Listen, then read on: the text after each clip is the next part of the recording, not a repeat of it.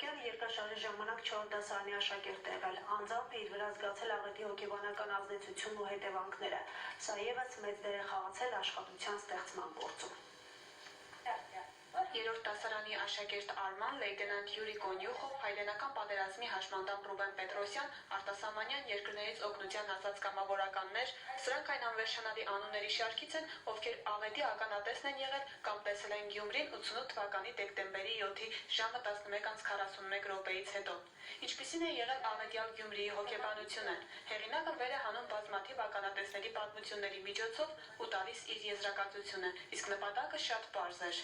Փրկել մեր քաղաքի անմեղ զոհերին մոռացումից եւ նաեւ հանրապետության ու սերունդներին, որոնք պիտի իմանան, որ եղել են քանդակագործներ, նկարիչներ, նաեւ թեկուզ փոքրիկներ, որոնք իրենք ունեն շատ նպատակներ, բայց իրենք ոչ ավաղ եւ ցավոք կիսատ մնաց հենց այդ աղետալի երկրաշարժի պատճառով։ Ինչու մոռանալ նրանց եւ կարելի է հիշել թեկուզ կշկի միջոցով։ Մարինե Մանուկյանը երկրաշարժի ժամանակ եղել է 4-րդ դասարանի աշակերտ։ Ծանր աղետը չէր կարող չազդել նրա հոգեբանության վրա։ Երկրաշարժն էլ այս մասնագիտության ընտրության պատճառ է դարձել։ Ասում է, աղետից հետո ակամայից սկսել է ուշադրություն դարձնել մարդկանց հոգեկան ապրումների վրա։ Հետո, երբ ստացել է հոգեբանի կրթություն, սկսել է զբաղվել սոցիալական հոգեբանությամբ, ինչի շնորհիվ ոչ միայն ինքն է դուրս եկել ծանր հոգեկան վիճակից, այլև օգնել շատերին։ Ականատեսների պատմություններում կան ինչպես ապագայի հանդեպ վերջին հույսը կորցրած մարդկանց ապրումներ, այնպես էլ վերածնունդ խորհրդանշող պատմություններ։ Երկրաշարժի օրերի փոքրիկները, երբ ասենք նրանք 7 տարեկան էին, 8, այսօր ասեն երիտասարդներ են, գեղեցիկ աղջիկներ են, թվում է թե նրանք ասեն այսօր կարծես թե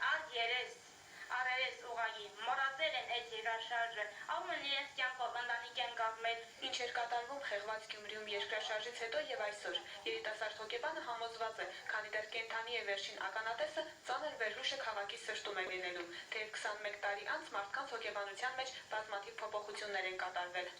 Այդ օրերին քաղաքը եւ բնակչությունը մի տեսակ վաղ օրվա մասին չէր մտածում, ասում են վաղը ինչ է լինելու չգիտենք, բայց կյանքը այսպես ասած շարունակվում է, ապրել է պետք, կյանքը հաղթում է մահին։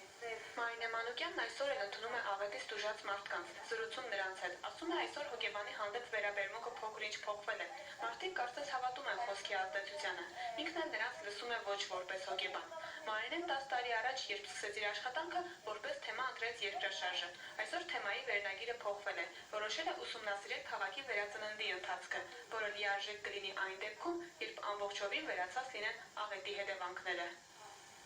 Վարդուհի Արզումանյան, Արթուր Մելիքյան, Հորիզոն։